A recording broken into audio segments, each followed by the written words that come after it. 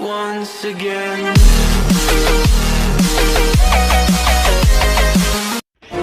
Our top 8 distributor.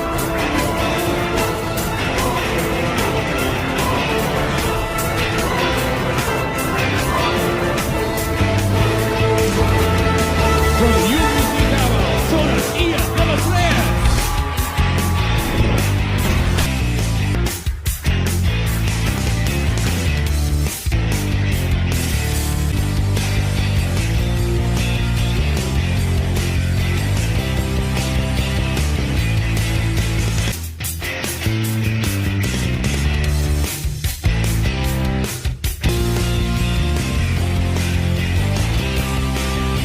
Guys, nandito tayo sa courtyard. So, dito na tayo sa Bunny Teeth. So, nandito na ngayon si Doc Spark.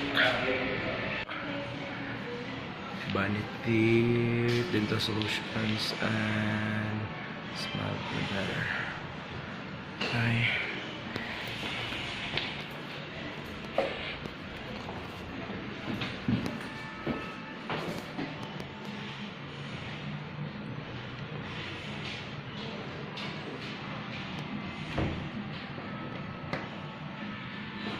Titit. Video to, Doc. Lager ka Ay, na. nakita kami. Oh. Hello. Siya mag-alaga sa ipin ko. Gagawin mo, Doc. Dapat mo na. Nanapin ka na yung pwedeng gano'n. Yan si Doc. Daw. Nalagyan. Pwede. Kunti na lang memory niyan. Ayan.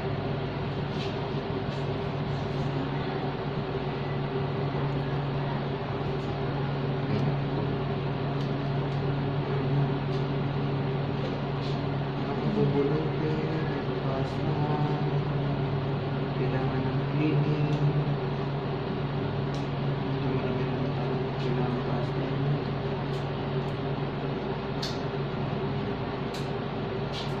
Yung etong sa harap, ito yung medyo malapit talaga yung sira niya kasi kita mo yung itim na part na to. Meaning yan, naabot niya na yung bigka mismo ng ipin.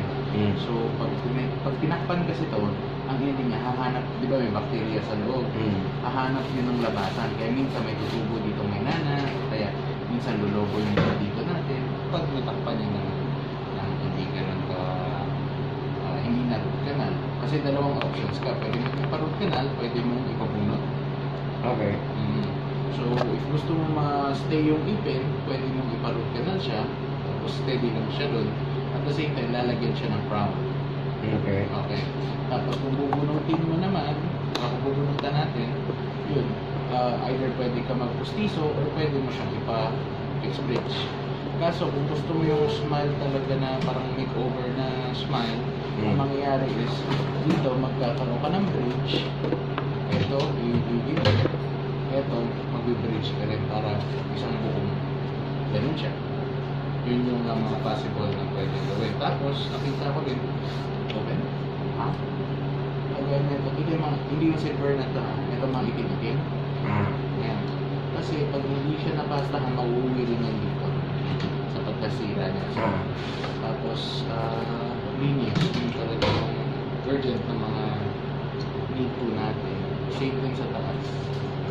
Sa mga pagam.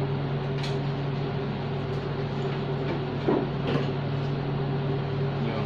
Tapos ito may bubunutin dito sa kasi parang may tira pa siya na liquid. Ang first usually na ginagawa ko pag nagpapa-assessment pa lang kasi naman tayo ngayon, pwede tayong mag-x-ray ng buong panoramic. Okay, yung panoramic is makikita natin hanggang dito. Isahan yun. Tapos, regarding naman dito, ano pang plano mo dito sana?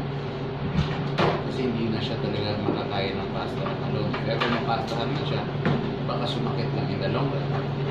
Okay. So, ganun. Gusto nyo i-x-ray natin para makita natin yung Sige. Pa-remove na lang ng heavy metal sa katawan, pwede nyo naman Okay. Tawagin natin kayo. Ang daming kailangan, guys. Mag-x-ray ako buong event. Hindi recommendation nito. Okay. Bye-bye.